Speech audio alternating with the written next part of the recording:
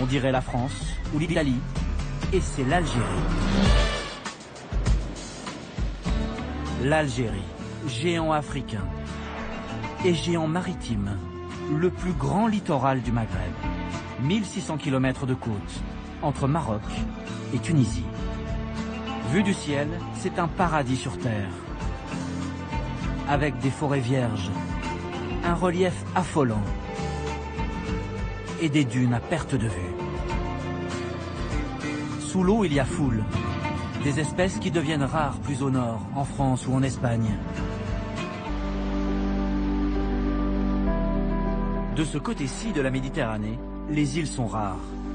Les Habibas font 42 hectares seulement. Mais ce sont les plus vastes de toute l'Algérie.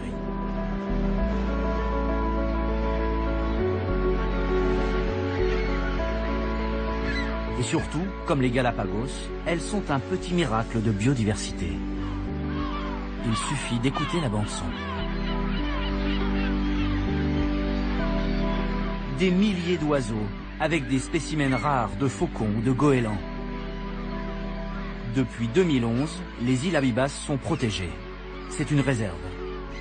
Les cabanes de pêcheurs et de chasseurs ont été rasées.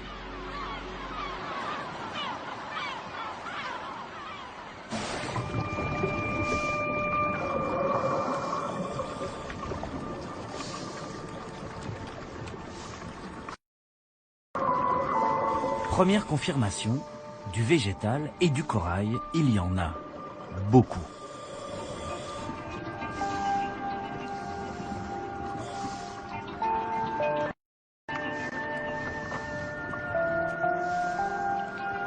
Forcément, les poissons ne sont pas loin.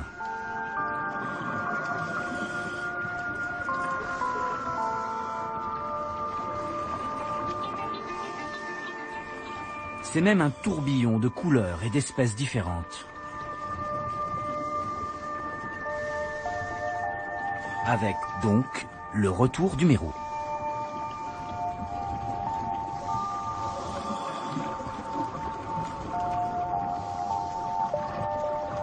Le comptage en devient difficile.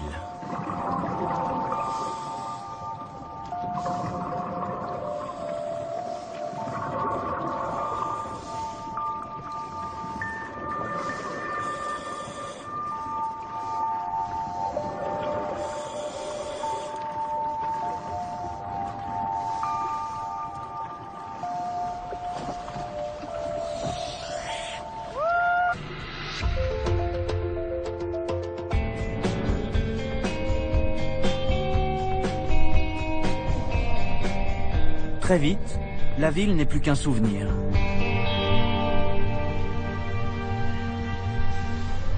Vue du ciel, l'Algérie est parfois étrangement déserte.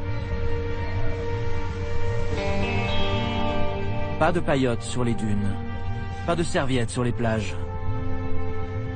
Comme si l'homme n'avait jamais posé le pied sur ces rivages. Ou comme si, au contraire, il les avait fuis.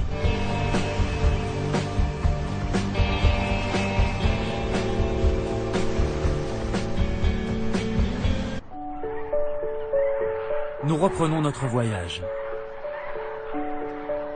Il y a 1600 km de côte en Algérie.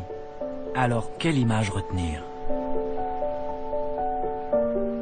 On se croirait parfois en Camargue. Et parfois en mer Rouge.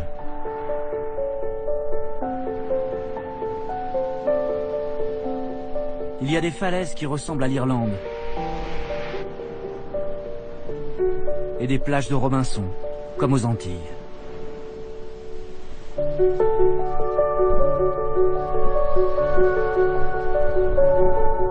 On voit des lacs salés, des montagnes abruptes et des criques déchirées. Une variété de paysages qui donne le vertige.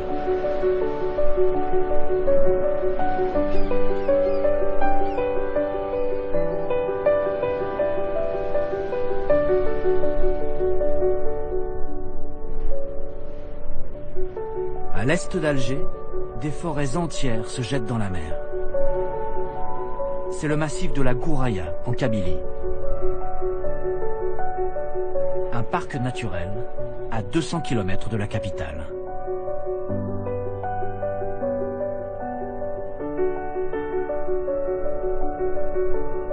Pas de traces humaines, sauf cette entaille dans la falaise. Un sentier pour ceux qui n'ont pas froid aux yeux.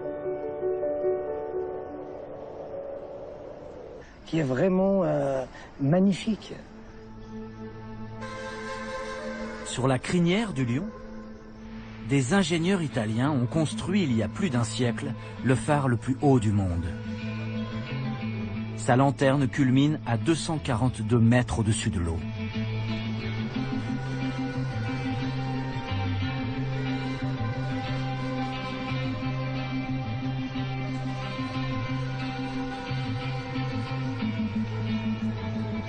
Encore plus haut, encore plus beau, le pic des Singes, qui domine toute cette région de Petite Kabylie.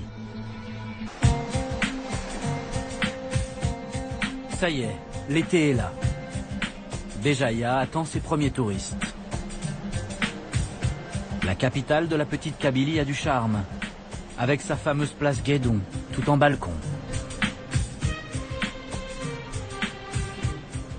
Ses vieilles murailles et son fort espagnol, aujourd'hui un musée.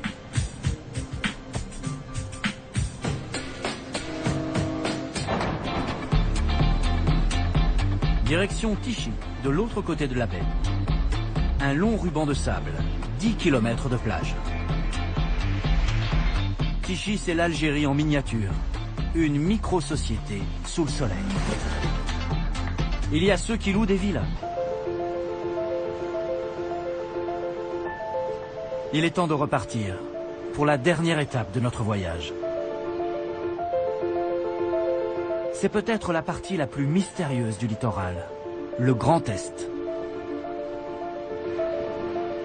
400 km entre Gigel et sa renversante route de Corniche.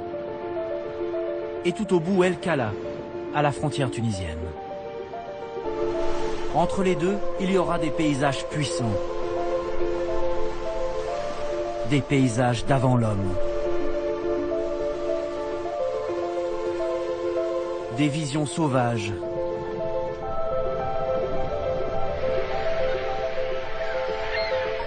Des reliefs tourmentés. Et des phares comme un défi aux éléments. Celui-ci est posé sur un éperon qu'on surnomme le Cap de Fer, à cause d'anciennes mines. C'est un paradis.